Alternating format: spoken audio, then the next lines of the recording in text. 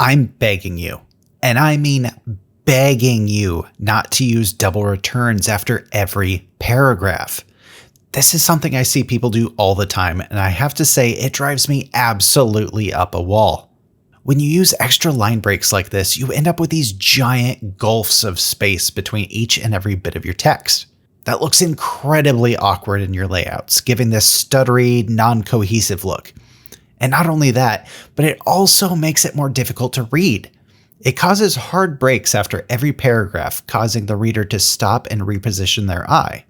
Their eye line actually has to jump to the next line instead of reading in one smooth, continuous scan of the page. Now, this may not seem like a big deal, but it contributes to reader fatigue. It slows the reader down and makes it more likely that they will just get tired and stop reading your layout, breaking their attention. This is especially true for long documents. And as designers, that is the exact opposite of what we are trying to accomplish. You want to make things as easy as possible for your reader. That's what makes a successful layout. So, what's the alternative? The alternative is using the space after paragraph options. Let me show you. So first we have our layout here. As you can see, we have those dreaded double returns after every paragraph.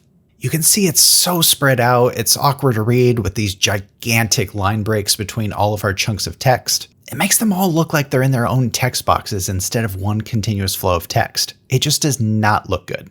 So let's go ahead and delete each of these returns. Now, I'll do this by hand, but there is a way to remove all of these at once. I'll mention something more about that a little bit later.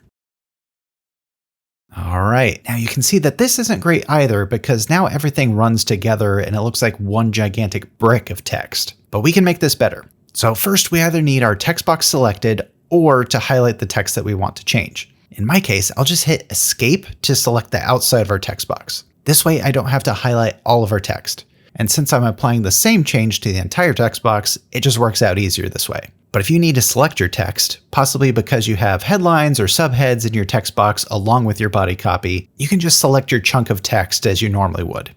So now we're going to go down here to our paragraph settings in our properties panel, and we're going to look for this section that has this little box beneath the text. That's our space after paragraph option. So if we click on that once, we can see that it adds a little bit of space after each of our paragraphs. That's pretty cool, but it's still a little bit too close. So let's go ahead and hit that one more time. And now we have a little bit more spacing, so that's probably about right. Visually, that's somewhere between 1/2 and 3/4 of the space that we would have had if we'd used the double return. Now this helps for readability, this helps for optics, this helps everything just look better. So I highly recommend it. In fact, I'm still begging. This is very important to me. So let's go ahead and look at our before and our after. Now that is a big change and it makes things look so much better. There was just so much space before and now it's tight and readable, exactly the way we want it. Now, I'll quickly note that one alternative to the space after paragraph option is that you could instead use the space before paragraph option. That has a very similar effect. So if I go ahead and undo the space after paragraph that we did, go back to our properties tab. Now this time we're looking for the section with the little box above the text. That's our space before paragraph option. So if I again hit that twice, you can see that did pretty much exactly the same thing. Now this method is particularly helpful if you have your headline and subheads inside of your text box, because that allows you to have that consistent spacing of your body copy, and then you can style your headline in whatever way that you want. For me, I generally use the space after paragraph because I try to keep my headlines in their own text box. That way I can style them in whatever way I want. I can add any effects that I need, I can add any extra styling, and then I can very easily transfer that headline over to another page. That way in my text box, all I'm dealing with is the body copy. But everyone has their own process, so one way isn't necessarily better than the other. So I encourage you to use whichever method is most efficient in your particular workflow. But what if you receive a document that's filled with double returns? Do you have to go through one by one and delete each extra return by hand?